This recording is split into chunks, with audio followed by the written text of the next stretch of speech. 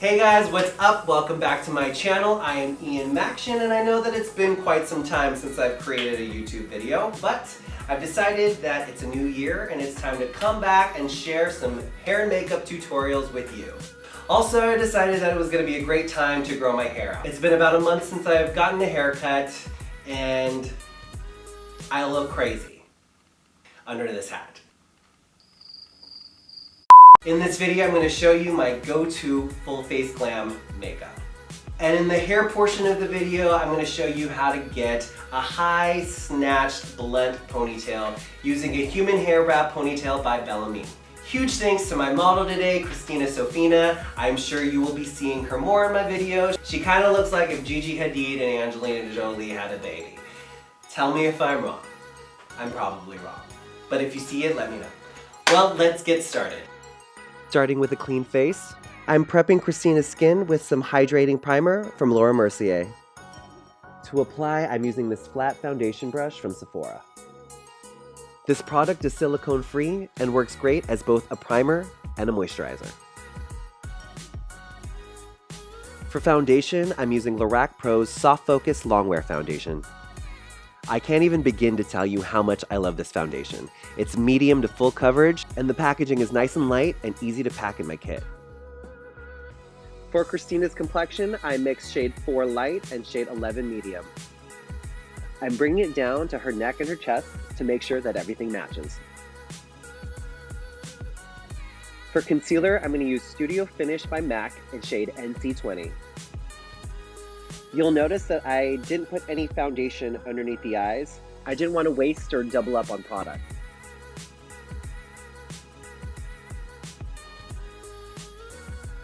I place the concealer where I want a natural lift or a highlight. So that's underneath the eyes, on the forehead, gently down the nose, on top of the lip, and on the chin. To seamlessly blend everything together, I gently go over the concealer with the remnants of foundation on the foundation brush. This is a really great technique to get rid of any harsh lines where the concealer and foundation meet. To set everything into place, I'm going to use this compact powder by Lorac in shade light medium.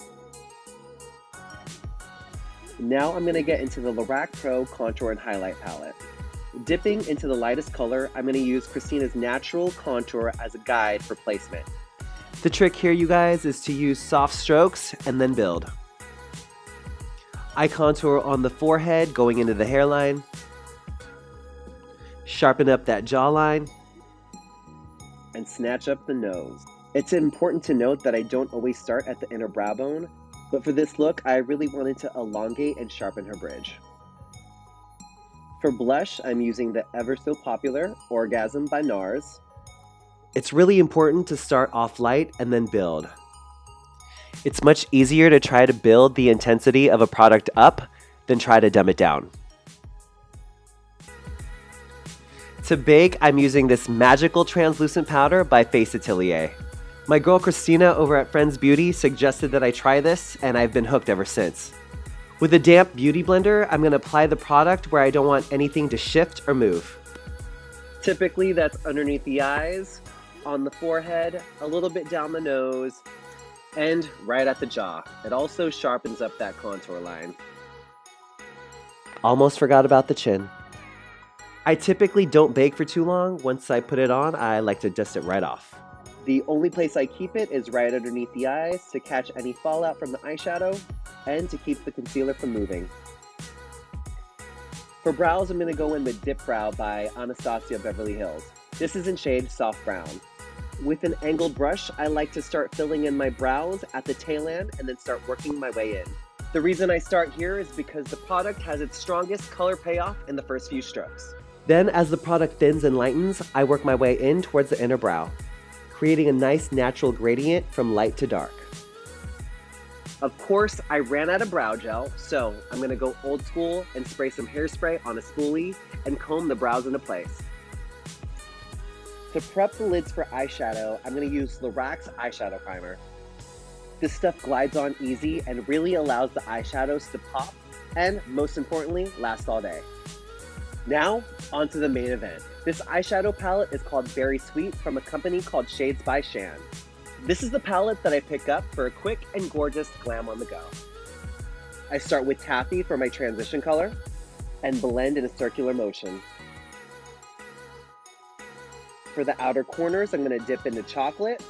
I'm using a circular V-ish technique to apply. On the lids, I'm going to pack on cinnamon spice. For the brow bone and the inner corners, I'm going to dip into frosting. Then, with a smaller, more condensed brush, I go in with the color taffy and drag it along the lower lash line. For the waterline, I'm going to use Quake by Marc Jacobs and smudge it out with the same brush that I used for the lower lash line.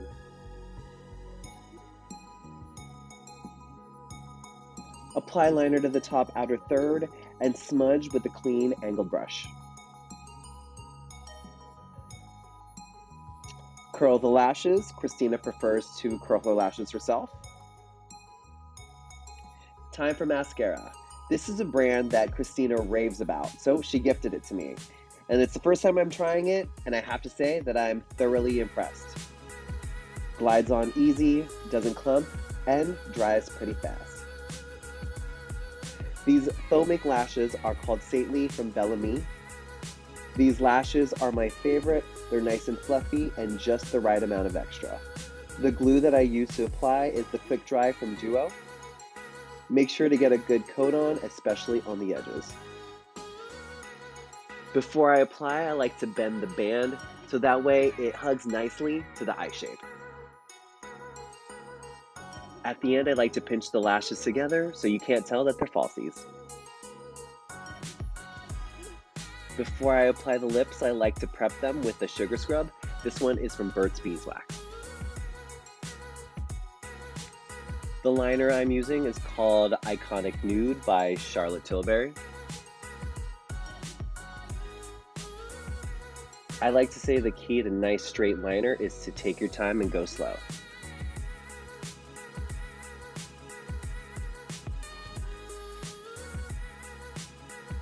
For lipstick, I'm going with the shade called Kim K, also by Charlotte Tilbury.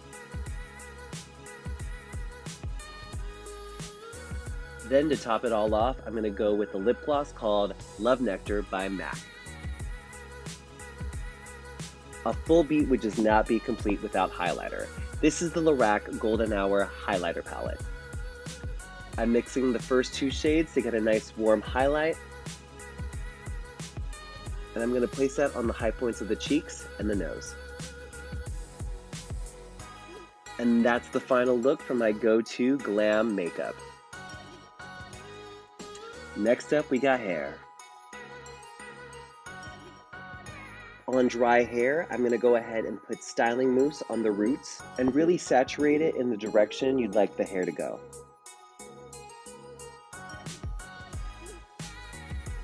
Use a comb to sleek everything back. Use more styling mousse to lock everything into place. For a high and tight snatched pony, I like to work in sections. Once the top half is nice and sleek, I secure it with an elastic. For the bottom half, I have the model tilt her head back and work the styling mousse all the way up until it connects to the top pony. With the comb, I like to make sure that everything looks nice and sleek before I connect the two ponies. Once it's at a good spot, I'll connect the two halves with an elastic to create one really snatched pony. For some finishing touches, spray some hairspray directly on the comb and really clean it up.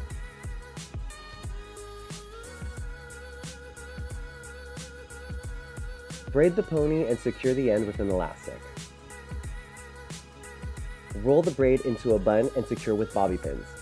This creates a really strong base for the ponytail to sit on. Go ahead and hook the ponytail into the base of the braid. The braided bun gives the weft something sturdy to lean on, and it creates some height and volume. Wrap the hairpiece tightly around the base of the ponytail. Hairspray and secure with some bobby pins. Technically, you could stop right here. Christina was really enjoying the length. However, I was dead set on making this a blunt pony. Use a flat iron to straighten the hair. What I love most about human hair ponytails over synthetic is that you can use a hot tool. Once it's nice and straight, it's time to chop it off. I use where the shoulder connects to the neck as a guide to where to cut. It's a fairly easy straight cut, but I highly recommend using some shears if you have them. Double check to make sure you have everything cut nice and evenly. Then, as a final step, secure the look with some Stronghold hairspray.